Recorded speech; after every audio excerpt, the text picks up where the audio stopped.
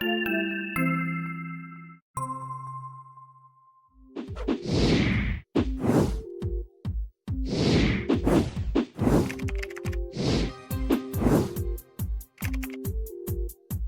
today's podcast, we're going to talk about panic. Now, a lot of times people will confuse and use panic and anxiety and worry. They'll use them somewhat synonymously, right? Mm-hmm. But today we're going to talk about panic in more of a diagnostic, what a panic really is, and how we can deal with that without medication. Without medication. The reason we want to talk about panic is because about 2 to 3% of individuals worldwide experience panic attacks. That doesn't seem like a big number, but this is one of those disorders that when a panic attack occurs, it is extraordinarily frightening to people because it feels like you're dying. Right? That's how people describe it, as I thought I was going to die. The interesting thing, one of the interesting paradoxes of panic attacks is that people think they're having a heart attack, so they rush to the emergency room. Right. And they're often disappointed. You're not having a heart attack. As interesting as it is, they're disappointed that it's not a heart attack, it's a panic attack. And the terrible, sort of tragic irony of all this is that when people are having heart attacks, they don't have these symptoms, and so they don't go to the emergency room. So they're rushing to the emergency room for a panic attack, but they fail to rush to the emergency room with a heart attack because it's not as significant an event. And so panic attacks are alarming to people who are having them, and every time you talk to a person who has a panic attack, most describe it in exactly the same way, that they say, it felt like I was dying. Absolutely. Now, because it's such an emotionally wrenching event, most people who experience panic attacks do everything they can to avoid having them. And over time, we've learned that that's the absolute worst thing that you can do. Okay? You're never going to deal with it if you keep avoiding it. Well, and interestingly enough, that's what differentiates a panic attack from a panic disorder. A panic disorder is when we experience a panic attack and become so fearful and anxious that we're going to have another panic attack that we start limiting our functioning. And if you're going through the grocery store and you experience a panic attack and then suddenly you become so anxious and worried that you're going to have another panic attack if you go to the grocery store, that you stop going to the grocery store. Which is the disorder. That's when it becomes a panic disorder. That's right, because now it's an impairment. Now it's impairing your life. Because if we think about what a panic attack is, a panic attack is an adapted, very important phenomenon for us to experience. If you're walking in the forest and you're confronted by a bear, you want to have a panic attack, because what that's going to do is it's going to trigger the fight or flight response. And that's one of the ironies of this thing, is that this is a normal physical response to a threat. It's just that there isn't a real threat present. But the biology of this is exactly synonymous with the biology of fight or flight. It is what keeps us alive. Back when we needed to be kept alive from predators and things like that. The problem is that, again, walking through the grocery store, there's not a bear. That's right. But all the symptoms are the same. Rapid heartbeat and all the physical symptoms are the same in fight or flight or in panic attack. So it is supposed to occur. So a panic attack is a normal physical response. Absolutely. The only problem here is that it's an imagined threat. It's not a real threat. It's happening outside of an actual threat to ourselves. But it's very hard to convince people, because the panic attack is so frightening that they start to avoid anything that might produce another one. And if you've had a panic attack, you know, because what we'll say is, the question, of course, always comes out, well, what caused it? What was happening? And many times people will say, I have no idea. It just hit me. And the other thing we want to say is that you might be listening to this and say, well, I don't have panic attacks, so this doesn't have anything to do with me. No, it really does. Because a panic attack is increased arousal. And we all have that. So the concepts and the strategies that we're going to be talking about in today's podcast apply to panic attacks, but they also apply to any situation that you might have elevated arousal, elevated emotionality. Absolutely. So there are certain things that can increase our risk for panic. Right. And so, there are certainly some preparatory or preventative things that we can do, such as, reducing stress, managing our typical worries and anxieties and things like that. Managing those things will help prevent the onset of a panic attack. But we're going to talk a little bit more about that, as well as some ways to manage panic attacks when they do happen. Right. And so this author, his name is J. Scott Fraser. He's specialized in this for a very long time. And in fact, we were struggling a little bit with the terms he uses, because some of them are from an older version of the Diagnostic and Statistical Manual. Right. In the previous version, you would diagnose panic disorder, and you would indicate whether it was with or without a condition known as agoraphobia. Right. And agoraphobia is when a person sort of restricts themselves, typically to their home, because of fear that they could go out and they could experience a panic attack, or experience something where they need to get to safety or get help or something like that, and they may not be able to get that safety or get help, and we refer to that as agoraphobia. In the new DSM, the new Diagnostic and Statistical Manual, it's the 5th edition. Those two disorders are separated, so you can be diagnosed with agoraphobia now outside of also being diagnosed with panic disorder. So, but what he refers to with agoraphobia is something we're all familiar with. It's that tendency to avoid. Right. Okay. We say, well, avoid going out of your house. No, it's the tendency to avoid the dread, the fear. Okay. But there's 2 parts of this. One is the tendency to avoid, and the other is the fear of embarrassment. Right. And so that's those 2 things are what are producing the panic attacks, okay? Because they get out of control, and they produce these physical symptoms that we call panic disorder or panic attack, okay? So what we're afraid of are the bodily sensations. We don't want them to occur again, because you think you're dying. Right. And the embarrassment that you might pass out, Right. throw up in public, and that's where the agoraphobia comes in, is it outside your home. And so people tend to restrict their activities to stay in a place where there isn't public embarrassment. Okay, so it's based on those 2 things, the fear and the embarrassment, that people start to restrict life activities. So the symptoms that we talk about are palpitations, of course, and chest pain. That's why people think they're having a heart attack. Right. Sweating and trembling, but you're supposed to do that when your sympathetic nervous system gets activated. Your body is loaded with adrenaline and everything to make that happen. And shortness of breath, that feeling, and then the fear of dying or losing control, or am I going crazy? People come in, they'll say, I think I'm going crazy. No, you're not going crazy. These are all normal physical responses to fear. Right. Okay, to Absolutely. threat. Okay, now.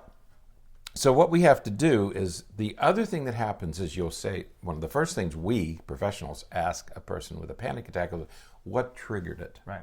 And frequently they don't know. Right. The way that this whole system happens, we're not going to go into neurobiology too much here, but it begins in the limbic system. It begins with the thalamus, which is sort of Grand Central Station, right? And the thalamus is like a little brain inside your brain, and if it receives information from your senses, vision, hearing, whatever, and it interprets that before your cortex interprets it, before the wrinkly part of your brain interprets it, your thalamus is going to interpret it, and if it sees it as a threat, for whatever reason, if it sees it as a threat, it's going to trigger a panic attack or fight or flight through the limbic system before you even realize what's happening. And that's exactly what's happening. Right. In many cases, what's happening is that your fear response is being triggered before the thinking part of your brain has a chance to catch up with it. I mean, that's all that's happening here. Right. Is one part of your brain is becoming more active than a second part of your brain. Right. And so by the time your thinking part catches up with what's happening, you may have absolutely no idea what was going on or what happened at the time that of the onset. And so it really is scary and complicated. Right. And so you have two ways to trigger a panic attack. One is you can have an external threat. Right. I mean, you see something and it triggers your fight or flight, your fear response, and you respond to that particular event. any sensory sensation. It could be a smell, it could be the appearance of something, the sound of something. On the other hand, sometimes they appear out of nowhere, or it's a thought that you're having. Right. That you begin to ruminate on something that you think might be dangerous, and so it might be a thought that triggers the panic, or it might be a sensation that triggers the panic. Okay, so it could be something where you want to work with the subcortical structures, address those. At other times, you may want to change your thinking and change your thoughts. Absolutely. So, with that in mind, what's happening in both cases, though, is these limbic structures are being activated, and they're sending you into this physical state that you want to do everything to avoid. Absolutely.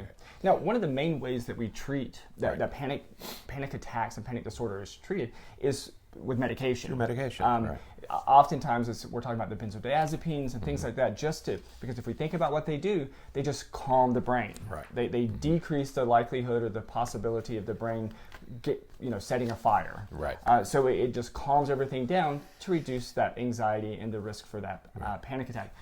And it's understandable that people want to reach for medication, because again, we're talking about a very frightening, a very scary event.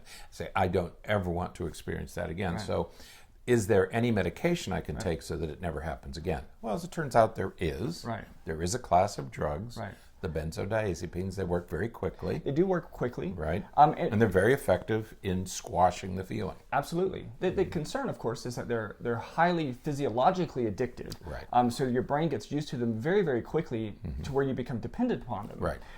And also, one of the things that we have to remember is that they're really not designed, they weren't really developed to be used long term. That's right. They're really only used to be, or created to be used temporarily while we build some of these other skills that we're going to be talking about today, or we're building those skills so that we can prevent them ourselves with our own sort of behavioral and thought-based strategies. Right. And these are the medications like Xanax, Valium, Librium, Klonopin. They act very quickly. They're very effective. The problem is, there are two problems. One is addiction, and you develop a tolerance, so you have to keep increasing the dose in order to get the same effect. But the other problem is, and if you go back to what we first talked about during the introduction, is these medications are a way of avoiding the panic attack. And that's what we don't want to do, because the treatment eventually, what we're going to end up with today, is the treatment is you have to confront these things. You have to overcome these things. We don't want you to overcome the fear of a wild animal. Sure. Or of a dangerous situation. Okay? Don't walk up to that bear. Right. That's not a good idea. That's okay. We're talking about unrealistic unnecessary fears, unnecessary. You don't really have to. There really isn't a threat here. We know it's frightening, but there really isn't a threat. There really isn't anything scary on aisle 6 of the store, of the grocery store. It's really okay. Right. And so what we're going to ask you to do is to expose, confront, overcome these things. But you can't do that if you're taking medication. Absolutely. It's not that medications don't work, but there are risks, and it gets in the way of what the final treatment has to be, and that is exposure and avoidance. Right. Because the absolute irony with anxiety disorders and panic disorders and things like that is that the very thing that makes us feel the best when dealing with it is avoidance, is actually the thing that perpetuates it and makes it worse. And so we do have to confront it, and we have to, go out of, sometimes we have to do it in a very strategic way to confront some of those stimuli or some of those environmental things that can trigger the panic and deal with it and breathe through it. That's right. And then there's a second class of drugs, the selective serotonin reuptake inhibitors. We typically think of them as antidepressant medications, but they also have this effect of reducing anxiety. Right, and that's physiological as well, because what happens is, our serotonin is our body's natural mechanism for calming, right? So serotonin is the precursor for melatonin, and which helps us regulate our sleep and things like that. But it helps manage some of that arousal that happens in our. But it's more mood based as opposed to emotion based. So it's more long term, sort of big picture stuff.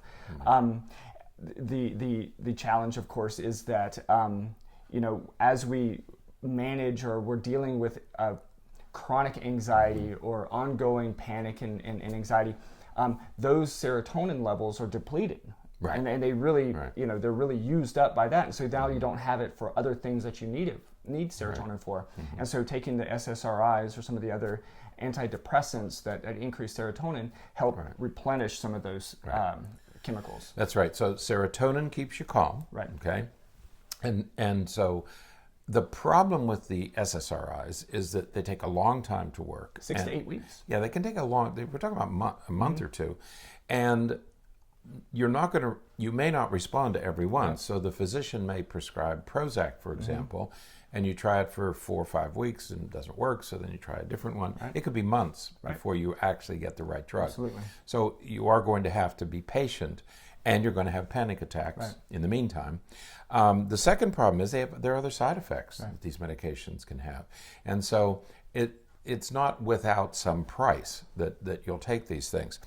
But the problem with both benzodiazepines and the SSRIs is that once you stop taking them, and presumably you will stop taking them, hopefully, you're probably going to have a return of panic attacks because, again, you haven't done the work. You haven't built the skills to manage it. Yeah. Because so what the medications are designed to do is to make it possible for you to learn the strategies to overcome your fears. Absolutely. Okay? And if you're only taking the medications, you're not learning the strategies to overcome your fears. Yeah, and that's what we've talked about many times on this podcast is when it comes to medications, psychotropic medications or psychiatric medications, the ultimate goal for those medications should be to make you and your brain available to learn the strategies for managing whatever difficulty you're experiencing without the medication so that you can then come back off of them. That's right. And so what we're asking you to do here is we want you to move from mastery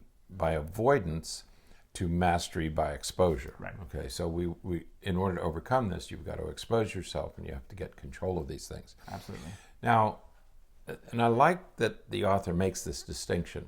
In order to, the reason the medications might be helpful is that it's going to take some time and some effort for you to learn these strategies. Sure. You have to do it with a clear head. Absolutely. Okay? And if you're having multiple panic attacks or you're stuck in your house or you're developing more and more deep-seated fears, it's going to be hard for you to do all the things you have to do to learn the strategies. Right. It's not an easy process. And it would be different if you could have a therapist there with you, right? Meet you at your house and say, okay, hey, let's get to the grocery store and go down aisle 6 together, and walk you through it and help you process through it. But we can't always do that. Right. The insurance doesn't cover those kinds of things, and the availability and all that kind of stuff is difficult. So the medications do serve a role when it comes to that. Right. But so think of the medications as it makes you available. Right. It makes it possible for you to do the work you have to do. Now, one of the approaches, not the only approach, but one of the approaches we use is called cognitive behavioral therapy. There's a lot of misunderstanding with what is called CBT, cognitive behavioral therapy. Many times people say, well, I went to a therapist and they just wanted me to change my thoughts and I couldn't. No. It's much more than changing your thoughts. Right. Okay, so using cognitive behavioral therapy is a process involving several steps over maybe an 8, 10, or 12 visits to a therapist. So it is a process. It has multiple steps, and you and the therapist have to really work at this to get it right. It'll work, but it takes some time. It takes some work. Yeah, the challenge really is, to not put too fine a point on it, the challenge really is, or the problem is really derived from self-help books. I'm convinced. That's true. Yeah, because what happens is that people, we will read self-help books and we will attempt some of those strategies because they are cognitive behavioral based. But you're reading through it but you're not really getting the instruction and the guidance and everything that a therapist would give you, and so you're missing pieces. It's sort of like the kid that grows up being a pretty good artist and can draw pretty well, but never learns the foundational or fundamental aspects of art. And so they grow up and they're missing pieces. Right. I deal with it at soccer all the time. Right. Kids that are really good players, Right. but they kick the ball with their toe. Right. And it's just that that's just what they've always done. And so you have to retrain them, at 10 years old. Right. And it's really difficult. Or the musician who can't read music. Yeah. He's a skilled instrumental player, Yeah. but he can't read music. Absolutely. So that's what we're talking about here. So the first step, oddly enough, or not so oddly enough, is the first step is education. Yes. Okay, people need to understand. We've sort of been doing that so far in this podcast as we're talking about panic attacks. First of all, patients need to understand that this is a normal adaptive response. Yeah. What the feelings that you're experiencing, you are supposed to experience in certain situations. Right. There's nothing abnormal. You're not crazy. There's nothing wrong with you. This is a perfectly normal response. It's just occurring at the wrong time. Absolutely. Okay? So first step is education. Always education first. Right. Second step is self-monitoring. Yeah. Where does it happen? When does it happen? Right. And this is the tricky part. And this is where we're going to ask you to have faith, to trust us, because what we're going to ask you to do is we're going to ask you to go through some panic attacks, monitor it, carefully take notes so that you can come back and tell us what this experience is like for you. Right. You need to know, you need to understand your panic attack in order for you to deal with it successfully. Yeah. Different people have different reasons for having panic attacks, and so you need to understand what yours are. Right. So this is the first step in confronting Right. and withstanding. We're going to ask you to go through some panic attacks and to be very thoughtful and when you're going through them, and that's going to be hard to do. Yeah, because oftentimes there are little cues that we don't always attend to, little cues that happen just before the panic attack strikes, that can give you some indication that here it comes. Right. We don't often recognize them. Sometimes it's just an uneasy feeling. Sometimes it's just a little bit of stress or feeling overwhelmed or something like that. But there's oftentimes something just before the panic, and walking through and really being self-aware through that self-monitoring really is a good way to help you identify some of the triggers. Right. Now, if you can endure step 2, and that's, we're going to ask you to endure this, you can go to step 3, which is learning some of the techniques to kind of pull yourself back off the edge, okay? Right. And these are things like breathing techniques or systematic relaxation. And so what we're going to teach you how to do, what you're going to learn how to do, is in the middle of a panic attack that in fact there are some ways that you can bring yourself back down. Right. Not going to be easy to do, okay? But work with your therapist, and but again, people will come in and say, well, the breathing doesn't work for me. Yeah. No, breathing alone isn't going to work for you, but breathing as a third step of a process offers you some hope. Will it be fast? Is it immediate? No, we're not giving you a value. We're not giving you a pill. Right. And it takes a little longer. People talk about changing the brain. You can change the brain, but it takes a lot of work and it takes a lot of time. Absolutely. Okay. So you'll learn some ways to manage the panic with some different kinds of exercises. Yeah. Some of these work immediately, like breathing is designed to work immediately, whereas relaxation is a little bit longer. What we're asking you to do is do your relaxation exercises once or twice or 3 times a day, so that you keep your brain in a more relaxed state. Okay, it's harder. You're not close to panic when you're doing these daily relaxation activities. So, but again, takes practice, takes a little time. Right. Then the cognitive restructuring part comes up, and this is what people typically think of as. Right. And that's the problem, CBT. is that we typically go straight to the cognitive behavioral, but really it's step 4. Right. That's right. You have to do all these other things to get to the effective part of this. Yeah. So with cognitive restructuring, we're going to discuss with you what your thoughts are and how they're getting you to where they're getting you. Absolutely. What are the fears? And in most cases, people are catastrophizing unnecessarily. That's the word here that you want to remember, is that our thoughts carry us to places where we really don't need to go. Right. And it's really more the cognitive behavioral piece begins with more of that self-awareness. Right. Yeah. And so what we have, all of us have this, we have what this author calls unexamined hypotheses. Right. In other words, well, I just assume this is going to happen. Right. I haven't really taken a close look. I just know that it will, and it's going to produce panic. So I don't want to get anywhere near it. No, we're going to get near it. We're going to investigate these things. How are your thoughts getting you to where they're getting you? Right. Absolutely. And then, where the rubber meets the road. Step 5. Step 5 is exposure. Right. We're going to ask you to look the devil right in the eye. Look the beast. You got to confront this thing directly. Okay. Right.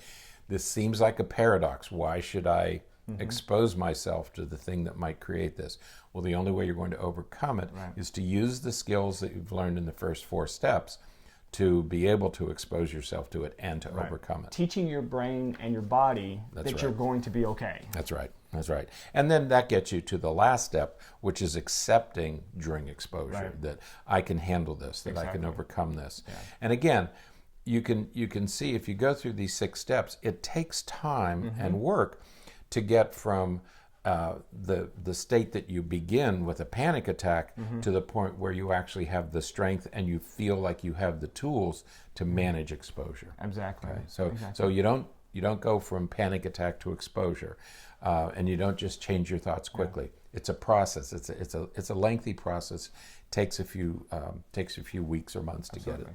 Absolutely. So the link to this article is in the show notes, and so go check it out. Take it with you to your therapist. But talk to your therapist about these strategies to walk through this process in a systematic way to help you overcome those panic attacks and sort of regain your ability to do some of the things that you want to do. And one way to think of this is if you were going to on a weight loss program or an exercise program, you don't go from where you are to where you want to be in a couple of days, unless you take medication, for panic attacks.